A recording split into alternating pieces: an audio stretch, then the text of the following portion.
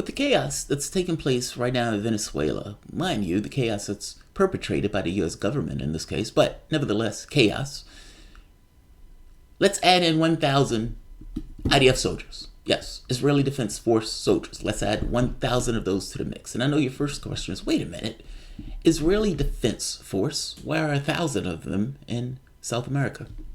I'm glad that you asked. Welcome to the Soapbox.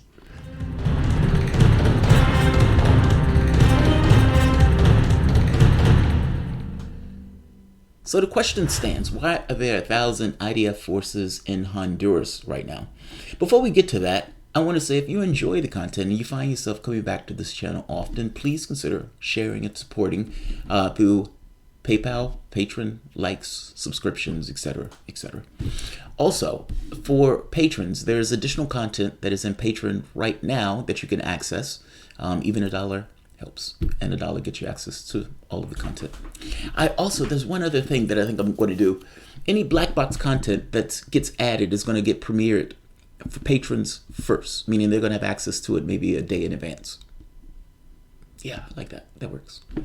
All right, nevertheless, let's do the news. Let's get back to the story. 1,000 IDF forces. Now, I found this story interesting. One of my subscribers sent me this, and I thought it was an interesting story to run with, considering everything that's taking place right now in South America.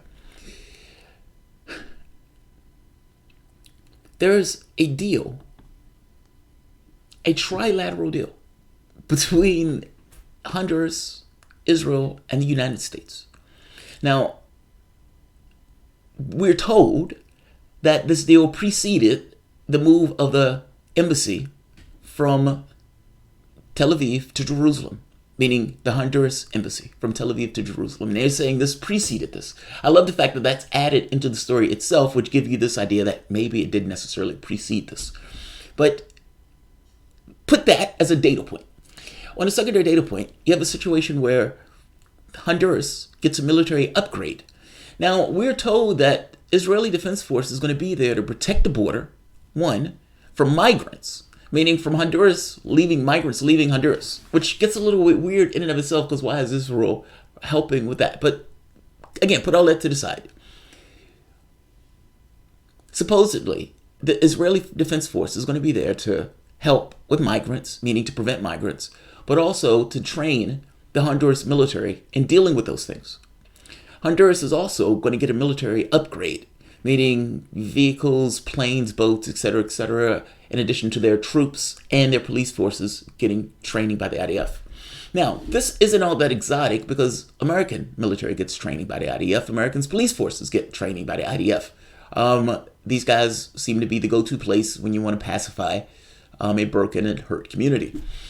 That said, in addition to the upgrade, Honduras is going to have to pay $1 million for this. Apparently, a little bit over $1 million is going into this investment. This is a little weird, right? I mean, I don't think it's just me. This is slightly weird. Now, I don't think it's weird at all that Honduras would get a military upgrade. That part's not weird. Oh, by the way, the United States was added into this because the United States is a permanent military base in Honduras. And so think of it as the U.S.'s permanent military base will allow Israel, would allow those troops to be stationed there.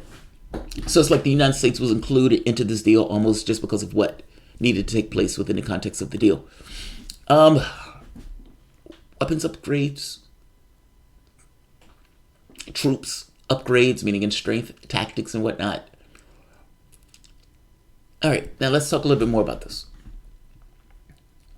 The first question, why is the Israeli Defense Force doing this?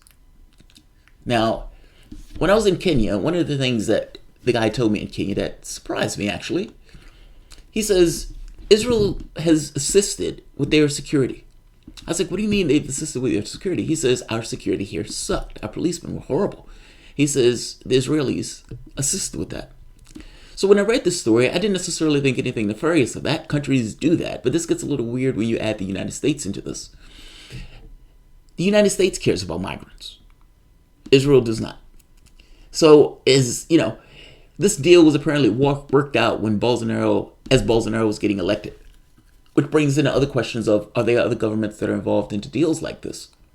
And also, what did the United States have to do with bringing Israel into this? Meaning, was this a situation where the United States brought Israel into this? Or was this a situation where where the United States was brought into this? I hope that makes sense.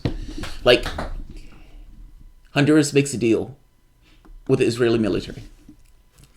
The Israeli military needs to put troops, and the base that they have that's probably the most modern is the American base, in which case they bring America into it. America at that point says, yeah, we'll be a party to this, but migrants. We need you to do some of the migrants. Like, I don't know the order in the series of events here. The story is not necessarily the most clear on this point. They just say, and I want to tell a story on this because, we're talking about South America. The main mission of the troops for the border would be protection to stop migrants from fleeing Honduras to the United States. Hey, you want to do that? Instead of putting that money into troops, how about putting the money into the country itself? If the United States wanted to stop migrants fleeing from Honduras, the United States should drop a ton of money in Honduras. Not in military services, but into upgrading the level of Honduras.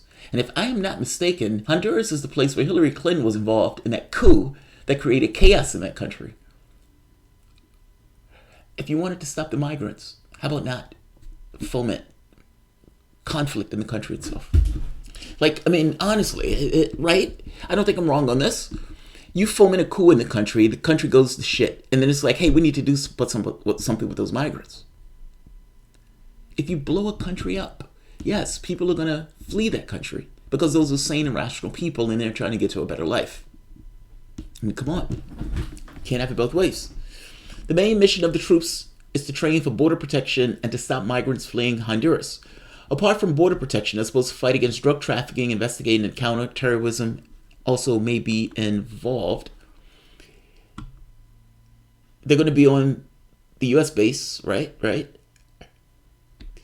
The discussion was discussed between Honduras President Orlando Hernandez, Israeli Prime Minister Benjamin Netanyahu, and U.S. Secretary Pompeo.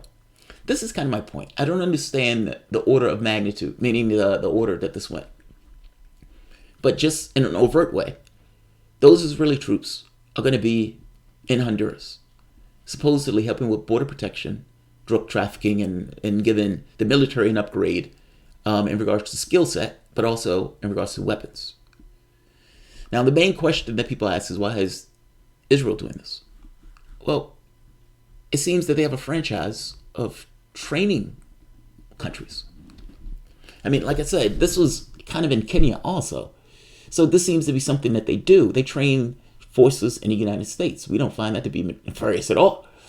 So in this case, I don't necessarily think that's all that weird that countries would go for the upgrade. The question is the country doing this upgrade, or is the country being prodded for this upgrade by the United States? If that makes sense. Is this something that they are doing being self-driven, or is this something that they're being pushed to do? Because that's my main question. But I don't think it's insane that countries, try to upgrade themselves. But it does get weird when all three of these countries are there together. Here's another point. Are other countries involved in this? The reason why I say I don't necessarily know entirely what this is, so put a pin in it and pay attention to it for later on in case anything pops off, is because with what's taking place right now in Venezuela, one of the questions that came up was, Eric Prince saying, given 5,000 troops or something, he'll take down Venezuela. With the relationship that the United States has with Israel, is it insane that the United States may use a proxy force to do their job kind of in the shadows? Maybe. I don't know. I mean, this is kind of overt at this point, meaning there's news about these troops, so I don't know how much in the shadows they're going to be in a situation like this. Also, I don't know why Israeli troops will be used for this as opposed to Colombian or some of the other forces in the region. It just seems to be a strange stretch for me to believe that these guys will somehow get involved in Venezuela.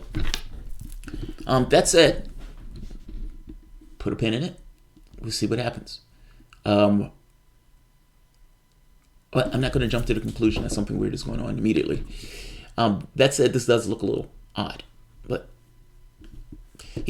these countries have somewhat of a submissive relationship with the United States. And in this submissive relationship, could the United States push them into behaviors? I want to say yes, but this seems to be an odd duck in this case.